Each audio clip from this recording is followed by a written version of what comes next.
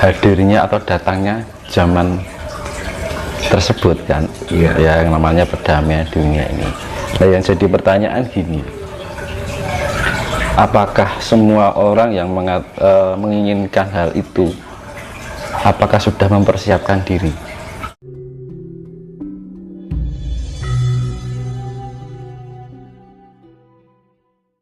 Pinjang Mas Indra. Ini karena sudah jam 12:30 Mas. Iya. Selamat malam menjelang pagi. Sehat Mas? Menjemput pagi. Sehat-sehat. Wayangan untuk mengawali pertemuan pada pagi hari ini, Bung Karno mengamanatkan, bahkan ini sudah menjadi semboyan bahwa Indonesia akan menjadi mercusuar dunia. Nah, saya teringat pada episode beberapa hari yang lalu, Mas Terus kan sering mengatakan bahwa akan terjadi bencana yang lebih dahsyat.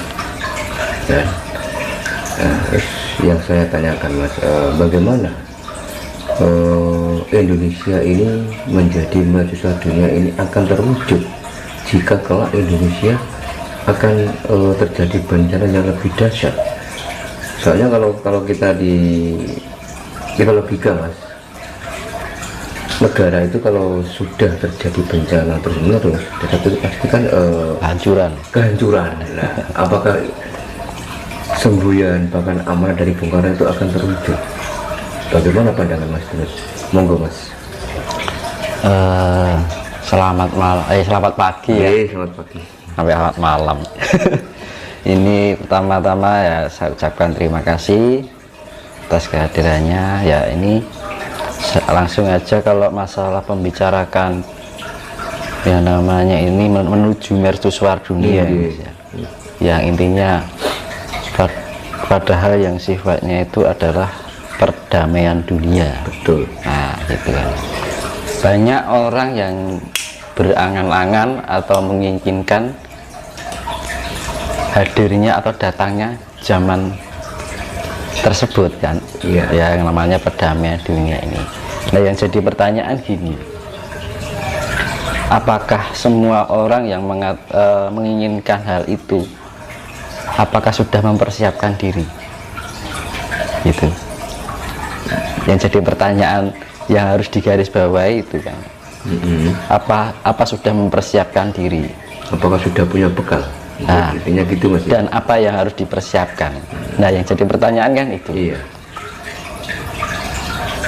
Sekarang kan banyak orang yang sifatnya itu, apalagi lagi viral atau booming ya, masalah perdamaian dunia, mercusuar dunia. Boleh sih kita mengatakan, wah, aku ingin segera terlaksana zaman-zaman yang seperti itu penuh dengan kedamaian. Sedangkan diri kita tidak pernah menerapkan di dalam sebuah kehidupan sehari-hari bahwa dasar utama untuk mencapai perdamaian dunia itu juga diimbangi dengan umat atau rakyatnya itu juga mempunyai jiwa yang penuh kedamaian dan gitu. Ya, sedangkan kedamaian sendiri kan, hakikat dari kedamaian itu kan modalnya kan kasih sayang, ya kan? Iya. Sedangkan dunia banyak orang masih terikat oleh sifat-sifat yang apa ya namanya, yang berbau keduniawian, kemelekatan, ya kan?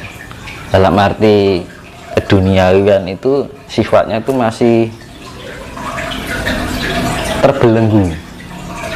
Hal-hal yang sifatnya keduniawian, angan-angan, ya kan, keinginan, harapan, tapi tidak menerapkan dirinya pada sebuah pertanggungjawaban hidup,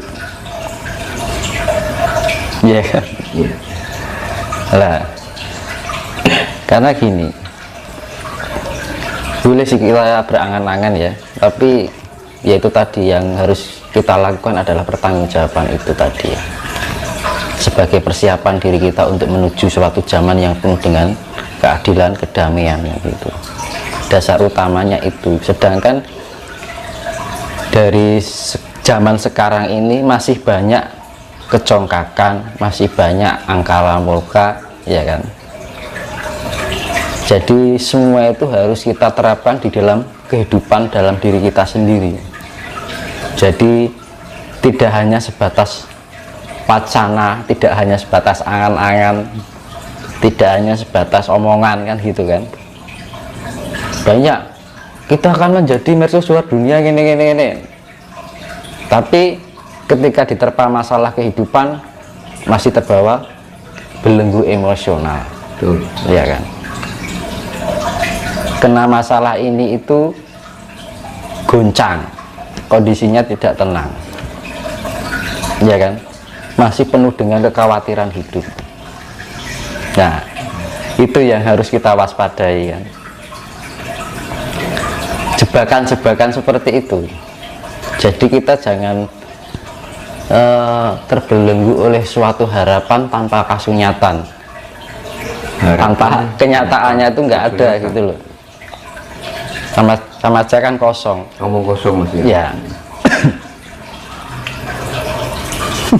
Kadang saya berpikir begini Mas Yunus, memang itu kan sudah menjadi cita-cita bangsa kita kan, akan menjadi mercusuar dunia.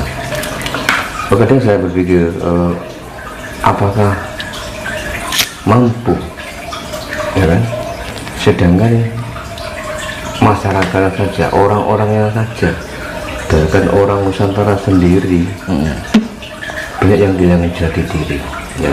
Satu contoh, kadang orang Jawa sendiri, ya, nggak mau mengakui Jawanya, masih terbelenggu dengan ajaran asing. Padahal itu kan merupakan salah satu syarat agar tujuan itu tercapai, terwujud. Nah itu bagaimana Mas, cara menyikapi hal seperti itu Mas? Ya karena bangsa kita ini sudah terlalu lama terbodohi. Sebenarnya negara ini pintar, cerdas, leluhurnya kita dulu. Iya. Ya semenjak Majapahit ke sini itu pembodohan itu sangat luar biasa. Dengan cara diiming-imingi surga, diberi ancaman neraka. Nah, yang seharusnya itu orang bisa berpikir secara luas, tapi sekarang yang terjadi apa? Ketakutan. Tidak hanya itu aja. Jadi orang sekarang itu pengetahuannya hanya maksimal pada sebuah ayat. Itu ya kan. Kalau misalkan ini kasunyatan ya, bukan aku menjelekkan sebuah ajaran ya. Dunia ini begitu sangat luas dan tidak hanya di bumi aja. Bumi ini adalah mikro dari alam semesta dan kita mikro dari bumi ini. Bayangkan kalau kita membuat sebuah pengetahuan tentang kesemestaan, kalau kita berkaitan dengan nama atas nama Tuhan atau Allah, ini menyangkut semesta, universal, ya kan. Tapi pola pikir kita hanya dibatasi masalah keduniawian, ya kan. Bahwa dunia ini masih dalam ranah sifatnya itu apa ya, 3 dimensi, dimensi ketiga dalam arti. Jadi masih penuh dengan ilusi.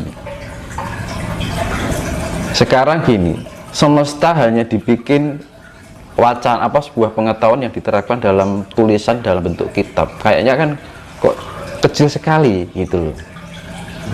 Nah, makanya orang Jawa itu nggak pernah membuat kitab. Kitab tanpa tulis. Dan yang ditulis orangnya ada. Buku itu tidak cukup untuk menulis pengetahuan jagat semesta ini. Karena selama ini orang itu terbelenggu kebodohan itu hanya berpikir bahwa kehidupan ini ada di lingkup bumi saja. Padahal kehidupan di bumi ini penuh dengan ilusi. ya.